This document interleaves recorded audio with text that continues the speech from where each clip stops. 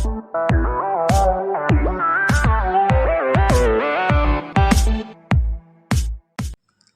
Friends, இன்றைக்கி வீடியோவில் நம்ம டெய்லரிங்க்கு தேவையான எக்யூப்மெண்ட்ஸ் என்னென்னு பார்க்க போகிறோங்க.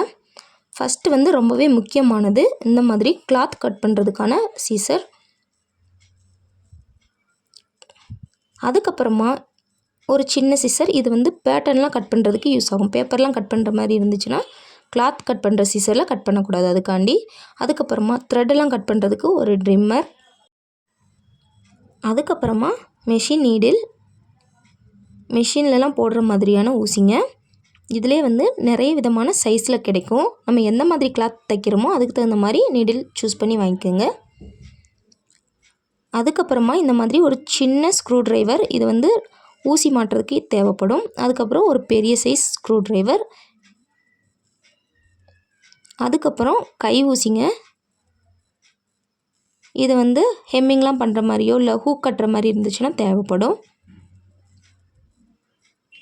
அதுக்கப்புறம் வந்து சீம் ரிப்பர், இது வந்து நம்ம தையல் எதுவும் தப்பாக போட்டோன்னா அதை பிரிக்கிறதுக்கு இது யூஸ் ஆகும்.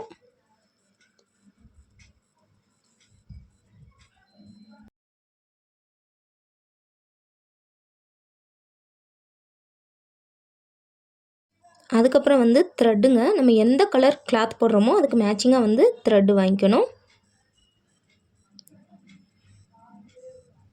அதுக்கப்புறமா மார்க்கிங் சாக், துணியிலலாம் வந்து நம்ம மெஷர்மெண்ட் பண்ணி மார்க் பண்ணுறதுக்கு இது யூஸ் ஆகும்.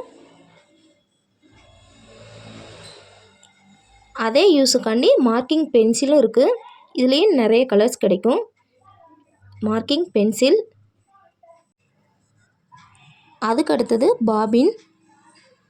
பாபினில் இந்த மாதிரி நூல் சுற்றி யூஸ் பண்ணுவோம். அதுக்கப்புறம் கேஸ், பாபினில் நூல் சுற்றி இந்த கேஸில் மாட்டி யூஸ் பண்ணணுங்க.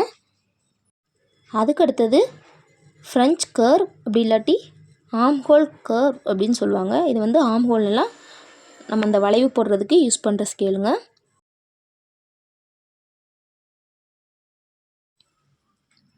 அதுக்கப்புறமா இது வந்து நீடிலில் த்ரெட்டு கோர்க்கிறதுக்கு யூஸ் பண்ணுற பின்னுங்க. ஊசியில் இருக்க அந்த ஹோலில் இந்த பின்னை மாட்டி நூல் கோர்த்துக்கலாம். அதுக்கப்புறம் இது வந்து ஃபேப்ரிக் பின்னுங்க.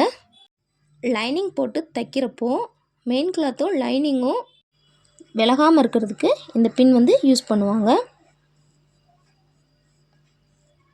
அதுக்கடுத்ததாக மெஷரிங் டேப்புங்க.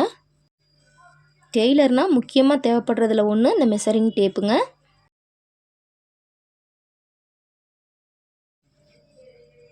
அதுக்கப்புறமா எல் ஸ்கேலுங்க.